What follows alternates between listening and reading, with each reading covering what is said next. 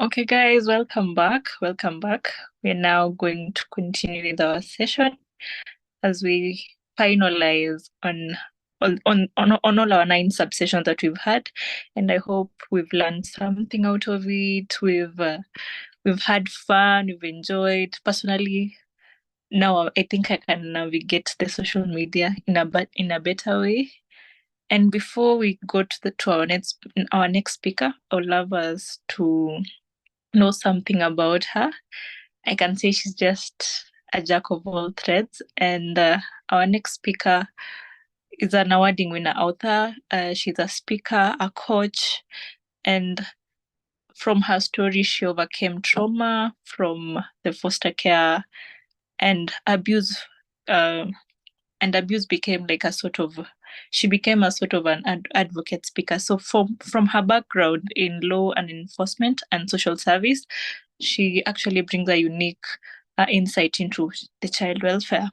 And she has a book that's best selling that's called No More Flinching. And I think you all need to go and look for it. Personally, I would do. And it helps us to overcome with adversity. And basically, it inspires us and drives a positive change to a lot of people. And she's going to come in, I encourage all of us to maybe drop some questions or thoughts in our chats as we listen, and all thoughts will be welcome actually. So I'll hand over to Taylor. You're welcome. Yeah.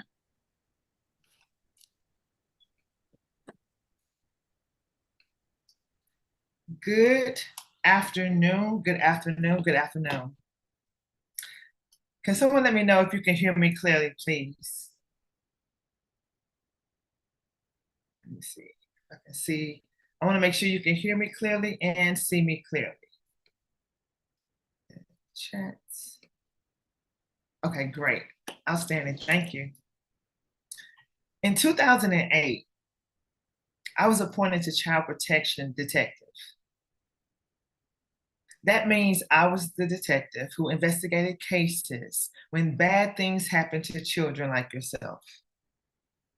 And some of those things happen by way of cyber security, cyber attacks. And one of those cases I remember that comes to the forefront of my mind was that of a 14-year-old child. And it all started from this device right here, a cell phone. How many of you have a cell phone? A matter of fact, many of you are probably watching me by looking at your cell phone right now in your hand, right? And we're talking about children, teenagers, even babies. I've seen a 3-year-old with a cell phone in their hand. Well, on this particular case, this 14-year-old started communicating by way of their cell phone to someone they thought was a child just like them. They interacted with each other. The person on the other side of that phone made that 14-year-old feel like they were their friend. They laughed, they joked, they built a relationship, so that 14-year-old thought. I mean, this person was so skilled, they even misspelled words. They made themselves look very user-friendly, and they made it seem like they was right there for that child. And as time goes on, what do you think happened? What do you think happened over a period of time? Well, it came to a certain day where now it was time to link up, as they call it. So this person made this 14-year-old feel like it was safe enough to meet them at one of my favorite bookstores in the South, and that's called Books A Million. If you love bookstores, raise your hand. I love bookstores. I didn't love them when I was younger, but I love them now. Well, they had planned to meet. Can you believe that? A conversation that started from someone they did not know on a cell phone. After a few months, he was very patient. After a few months, they meet up at the Books A Million store. Now, I want you to take a pause right there. I want you to think about something.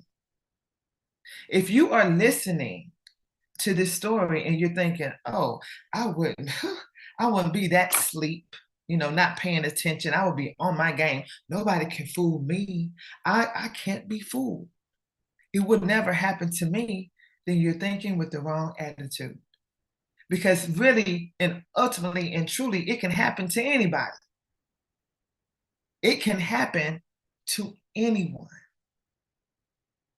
So I want you to think with an open heart and an open mind. And I want you, at the end of this talk, I want to make sure that you understand that we will no longer flinch at the thought of thinking, oh, it will never happen to us, but we're going to continue to take precaution. You're going to hear a lot of great things as you have already. You've played some fun games. You've heard a lot of things about how you can be attacked. It's a lot of information being thrown at you in this conference, but I want to share this with you. It could also save your life. As a matter of fact, the more you tune into this conference, I'm pretty sure you're going to pull something away from this conference that's going to help you in your life. Even though you may be a child right now, this might help you for the rest of your life, and you'll be able to pass this down to your children. So let's get back to the story. They were meeting up in the parking lot of Books A Million, right? I just so happened to be one of the detectives on the inside. And we were waiting to see, will this person show up? Well, let me tell you this. The 14-year-old thought he was talking to a child. That's who he thought he was talking to. And the person that he was talking to knew all the details of what the child looked like, where he was going to be getting dropped off in. Because see, he was so bad and bougie, he had his friends drop him off. Parents didn't know where he was. He must have lied to his parents to make him feel like he was going to a friend's house. Meanwhile, he's getting dropped off at Books A Million. And then it happens. The adult, who the 14-year-old thought he was texting, walks in the Books A Million store, ready to meet and snatch and grab the 14-year-old who thought he was just simply meeting a friend. Now, if it were not for law enforcement, which was back then myself as a child protection detective, if it were not for us and me and a few of my other coworkers and colleagues there setting up a sting operation to catch him red-handed before he was able to hurt and do any harm to this 14-year-old child who he thought he was about to snatch and grab. Now, many of you did not see me on camera earlier, but what I can tell you is I was paying attention. I was paying attention to one of the games, I believe it's Caboodle or something like that. I know it starts with a K. And I noticed how there was a fishing exercise, meaning they were fishing for information to get from you. Even though this is a game, it is really meant to be taken seriously. Somebody got caught. Maybe more than one person got caught while you were playing the fishing game. As a matter of fact, it doesn't happen just to children. It happens to adults as well. But now we want to focus on the kids. See, 73% of teenagers cannot imagine their lives without a smartphone. Some of you all at least have one out of every two teenagers with a smartphone, this device right here, they go to bed with it. They wake up to it. As a matter of fact, some of you go to school with bags under your eyes, staying up all night, playing all kind of games, talking to your friends in group chats. Yes, I know about the group chats. You want to know how I know? I have 3 children myself. One of them is a teenager. No, 2 is a teenager. He's 19 going on 39, and my 16-year-old is 16 going on 50. But I know all too well about these devices. And let me tell you, one of the most important things that you need to take away from this conference this weekend is the fact that there's no perfect time that this can happen to you. Let me see, the chances are 50-50. 1 out of every 2 teenagers, it's going to happen. Someone is going to try to get your information if they haven't already. Someone is going to try to get your location, try to follow you, stalk you. You've heard it all already, but they are going to try it if you haven't been a victim of it already. You will never be 100% prepared unless you are on guard. There's this saying, stay ready so you don't have to get ready. Well, this is what I want you to take away from the conference today. I don't want you to flinch at the idea of, listen, let me take in consideration of my mood, of my attitude, of my demeanor. Because number one thing that I say, my takeaway after studying and preparing for this conference, what is it really that gets people in trouble? What gets people caught up, tangled up, snatched, kidnapped, taken? What is it? It's the emotions that you may be in at the time. So let me paint this picture for you. You get into an argument or something that doesn't sit right with you and a friend at school or your parents, you're in trouble and you're mad. And the first thing you go do is huff and puff, and maybe you still have your cell phone. Or maybe you got your cell phone taken and now you go on your secret device. I thought we didn't know about that. You know, the one that's not even on, the one that don't have nothing but Wi-Fi. Yeah, we know about that too. I told you I got kids, right? And then you just want to just do something to take your mind off of things. Think about that.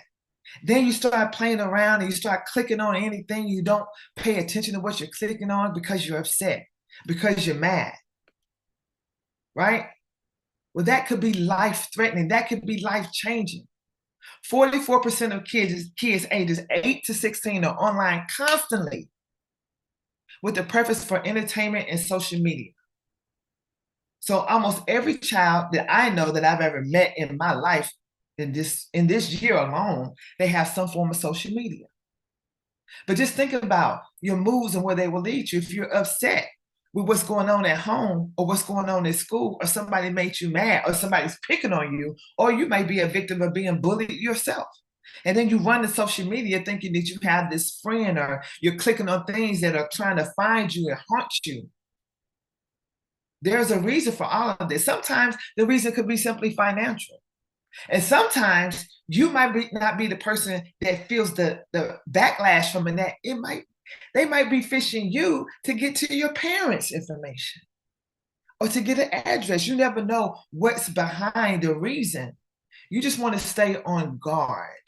Does that make sense? You want to stay on guard because you are worthy, you are important, and you also need to know that you do not have to fall victim to any of the cyber things. You are in full control. How many of you, by showing hands, you have either your own room or you go to the bathroom sometimes and you lock the door? Let me see who I'm talking to.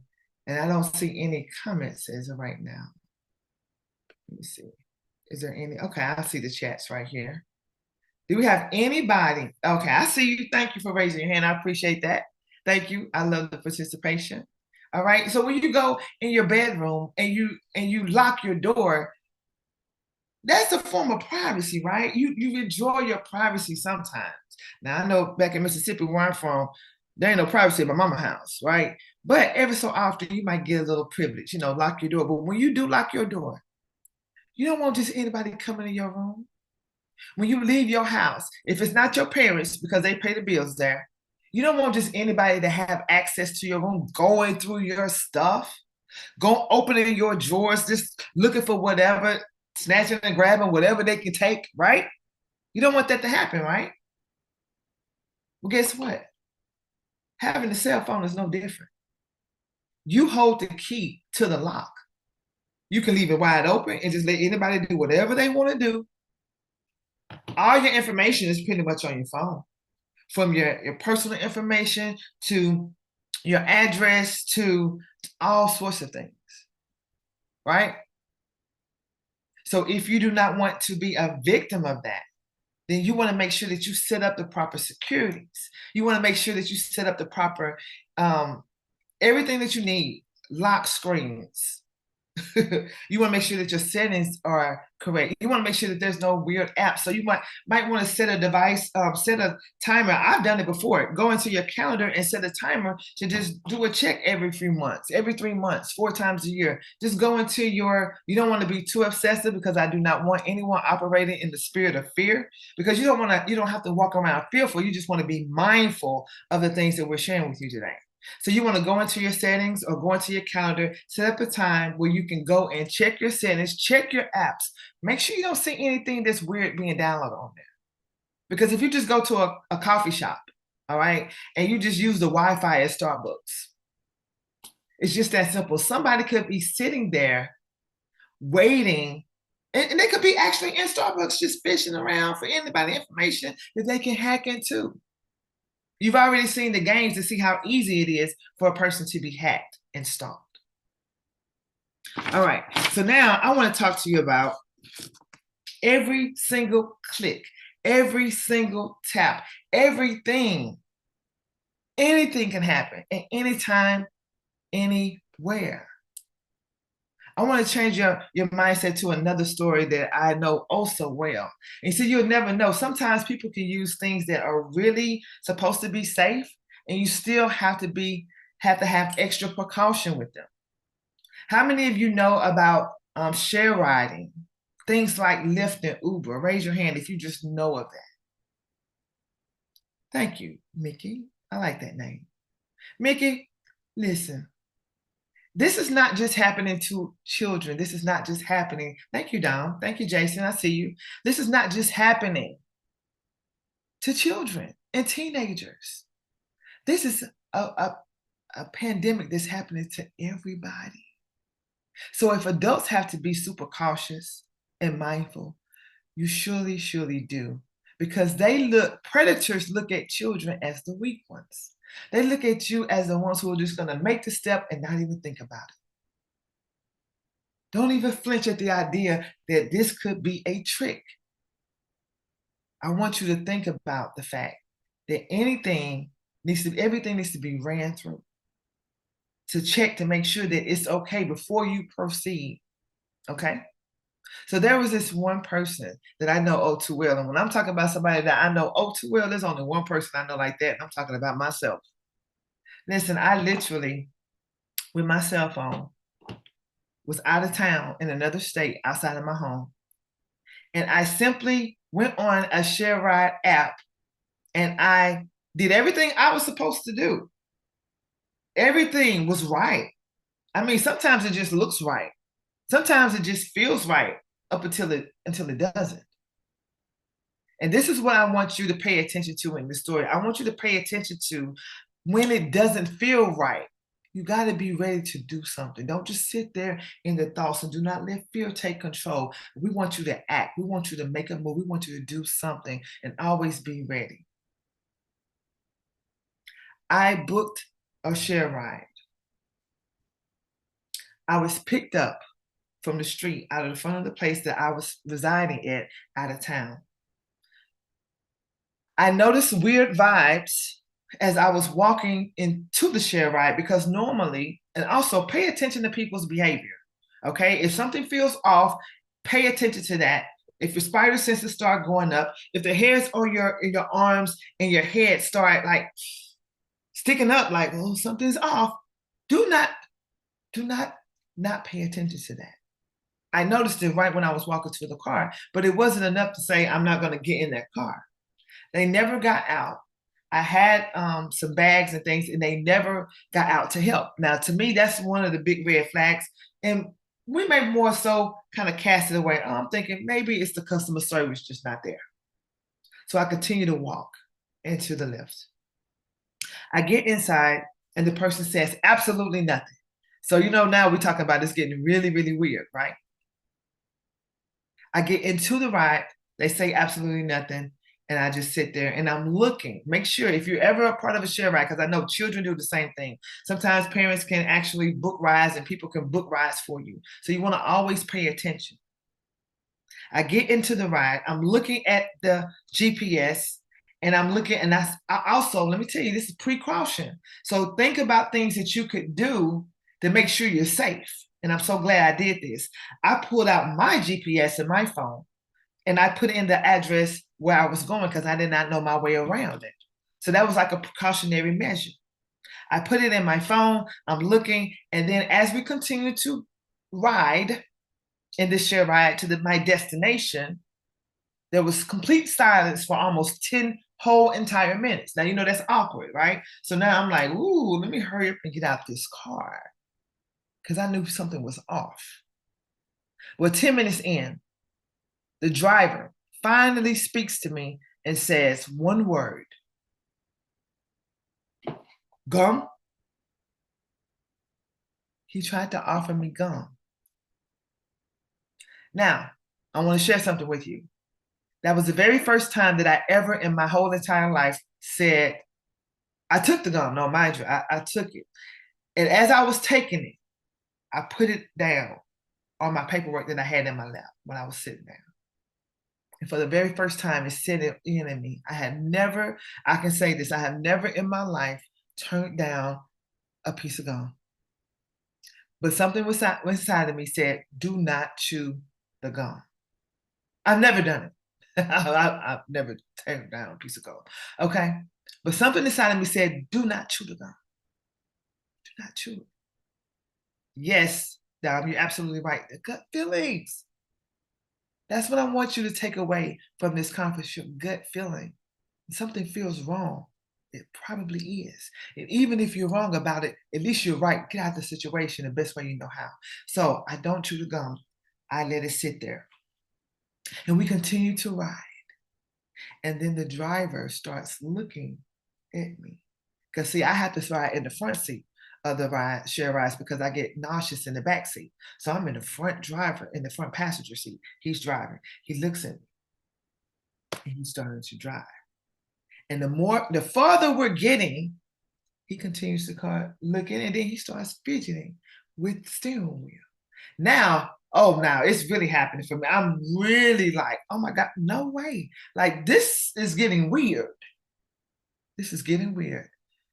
So then I was like, oh no, this is not this is not it right here. Something's not right about this.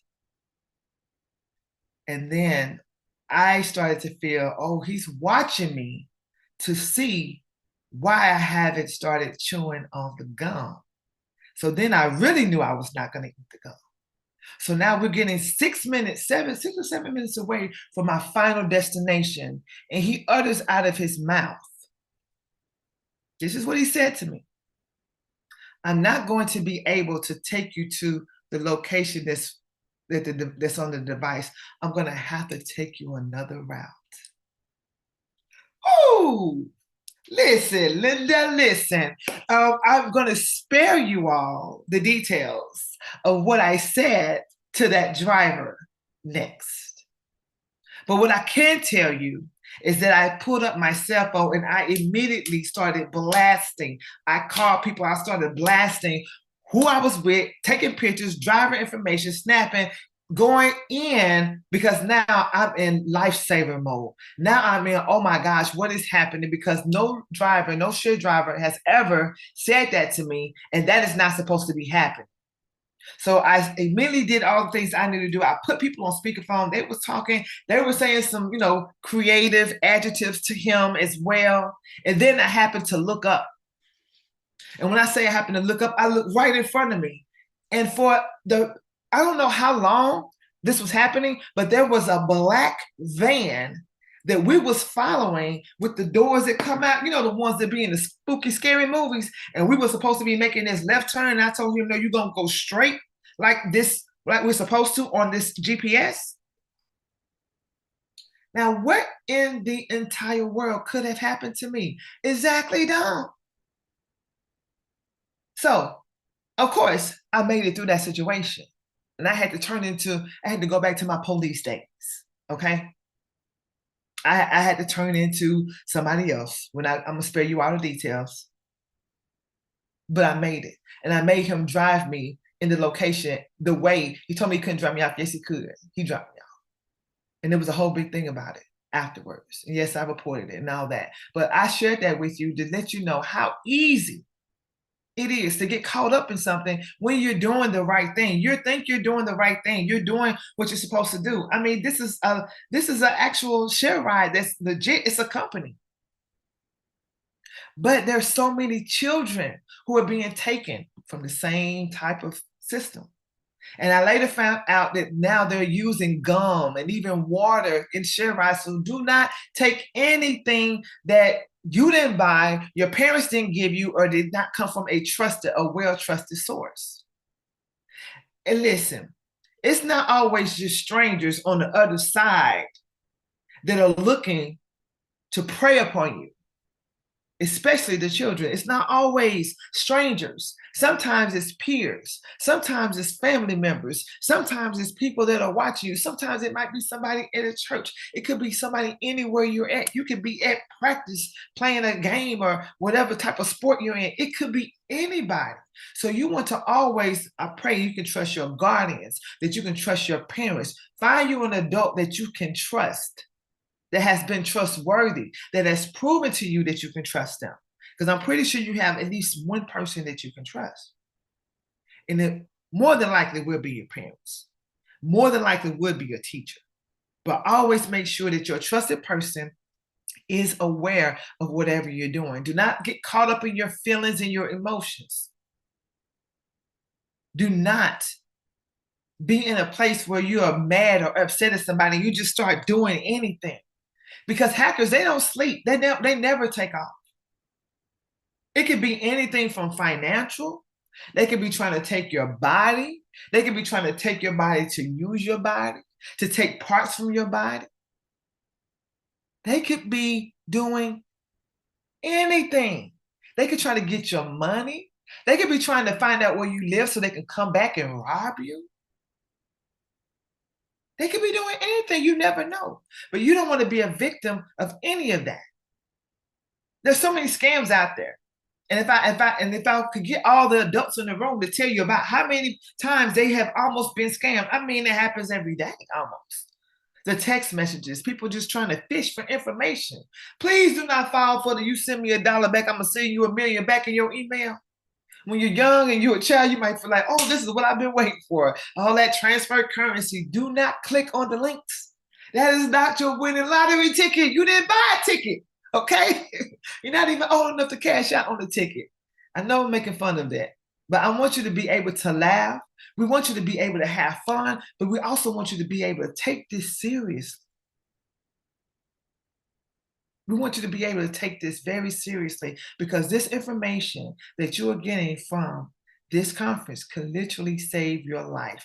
And guess what? You can even go back and share this with your peers, even your parents. You might save your parents' life just by sharing with them what you have learned from this conference. Now, I had one question. I saw some questions. I'm going to go to the chat and address the chat. Mr. Dom says, did I panic? Whew. Dom, you're getting in my business right now. How you know me? How you know me, Dom? Listen, Dom, not only did I panic, sir, I couldn't ride in a Lyft ride for like almost 6 months. No, as a matter of fact, I don't even take Lyft anymore. I do Uber. And I know Uber has all these type of different setups where you got, like, as soon as I get in, I'm like breathing heavy. I still have anxiety attacks to this day. When I'm riding in a share ride, it doesn't matter, even though it's not Lyft. So I'm getting chills just thinking about it, sharing it with you, because it was just that serious. I was almost snatched. If I would have chewed the gum, I wouldn't be sitting here before you sharing my experience. And I am a grown woman. I was in my 40s when this happened. This happened within a year from today. So if it can happen to a grown person who has degrees, who helps people, loves helping people, work jobs in and out, have all kind of wisdom, you know it can happen to children. And people like to use children because they feel like they are the weaker vessels. But I can tell you right now, children are very strong. You are in control of what you click on. Yes, you are. Do not let anybody make you feel like you're not in control of that. It's up to you. But you have to be aware of what's happening, when it's happening, be aware of your feelings, and it's best just to put it down and leave it alone. Do something else. Do something else to, get whatever you got to get out your system. Don't go running to social media trying to find a new friend, a new buddy, because you got into it with somebody, or you feeling outcasted. Do not run here, because the answer is not going to be here. The answer is always in here, and with the people who actually love you and who are there with you, who are pointed to you, who are sacrificing for you. The people who are pointed to this conference, every presenter, the people who set this conference up. That's who you turn to. That's who you ask questions from. That's who you run to. Because I had to ask myself this question. As I was preparing for this conference, I said, what is it? How can so many children get caught up in being victims? What is it? And it really boils down to our moods. Your mood. When you're bored, you go to your phone, you play the games. You're just bored, but you're just playing the game and you're just clicking on a bunch of things. Do not let boredom control what you're clicking on. Do not let emotions control what you're clicking on. Do not let being lonely and not having a friend, or your friend made you mad, get to the point where you're just clicking on anything. Be mindful of what's happening. Be mindful of what is going on. Millions and millions of kids are victims to cyber attacks, period. There's so many different kinds. You can always go to Google or go to YouTube and just get all the information you want to know. But truth is, most adults do not even remember what was talked about at conferences 5 years from now. But you might remember one or two things. We want you to remember that you matter. We want you to remember that you are in control. You have the power to control what you click on. So if you hover over it and it's showing some weird stuff, or something doesn't feel right, pay attention to that. If something feels wrong, pay attention to that. And let somebody know what's going on so it can be reported. And you can prevent something bad from happening to somebody else. That's my time.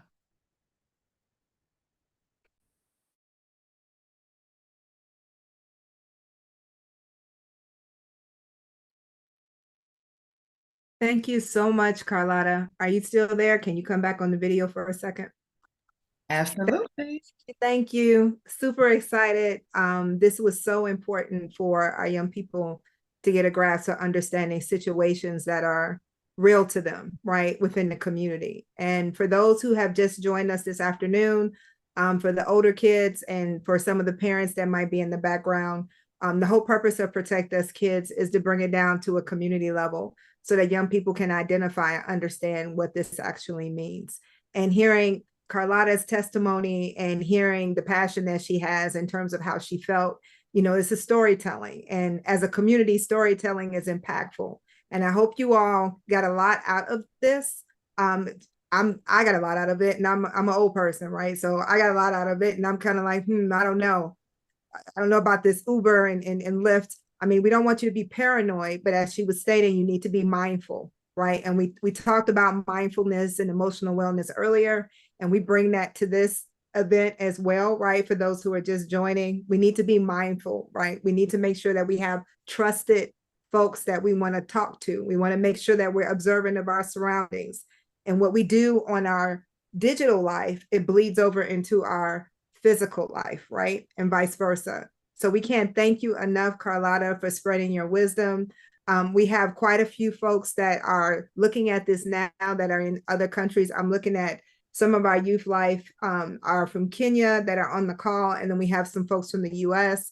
We will be also placing this as a recording on our website at Protect Us Kids Foundation. So please, please take a look at this. And also, I know you're already doing this, but look up Carlotta and see all the great work that she's doing, and her book, No More Flinching. That's very important to learn more. And I will actually pass this off to Mickey so Mickey can go into the transition. But I just wanted to let you know, Carlotta, thank you so much. Thank you. It's my pleasure. Thank you so much. Wow, what a big surprise and informative session that we've had. We didn't expect that, but that is such a very inspiring story that Carlotta you've shared with us. Maybe before we transition, there was just some few questions that I can see on the Q&A. And there is this attendee that was asking, how do you overcome fears from being taken advantage of? Fear of communicating via cyber. We use it in today's world. So maybe if you want to address it, Carlotta, over to you. Okay, can you repeat the question one more time, please? The question is, how do you overcome fears from being taken advantage of? Ooh, that is a really good question. So shout out to whoever asked that question. How do I overcome? I'm gonna tell you right now, I am human just like you. I literally have panic attacks. Like I see some familiar names in the in the attendees, and some people may know, like, I cannot sit in the back of a car because of a former car accident. I freak out. So I can't, I'm not saying that I'm just perfect and oh, this happened and I'm just, I'm doing it. Yeah, I might cry just like you, right? I talk about it. One of my major things about getting over the adversity is getting it out. That would be my number one thing. Don't hold it in. Because when you hold in your thoughts or your emotions, especially if it's negative or if it's fearful or if it's anxiety, you hold it in, it harbors in your gut and it actually turns into disease. It really makes you sick. So one of my number one things that I would tell anybody is to find you someone that you can trust and share and get it out. If you gotta cry, if you gotta go in the back and holler in the yard, if you gotta go drive to a park where nobody's there and just scream to the top of your lungs, do whatever works for you. That's not gonna get you addicted to anything bad, okay? But do it, get it out of your system. That's like my number one thing. I have to get it out. Even if I'm not talking to nobody, I'm gonna have to say it and hear myself release it. That's one of the number one ways for me. And I don't know if it's okay, but I also have to do a lot of praying and giving it to God too. I hope that's okay for me to say that though. No. Thank you. That was a good question. Thank you for addressing that question, and thank you so much for the one who asked the question. I believe we've all learned a lot. We've all shared. Carlotta, you've shared with us some story, and for us over here, like, it is very good for anything to stick. It's just good to say it in a story form, and I believe most of us have enjoyed it. I personally have enjoyed it very much, and I want to thank you so much for taking your time and telling us your experiences, your story, and I believe every kid that has made an effort to attend this conference will never be the same again. They'll know that they are strong, that they can fight it, and they won't allow anybody else to take advantage of them. So for that, thank you so much, and have a very wonderful weekend. Thank you so much. You are too. Thank you so much.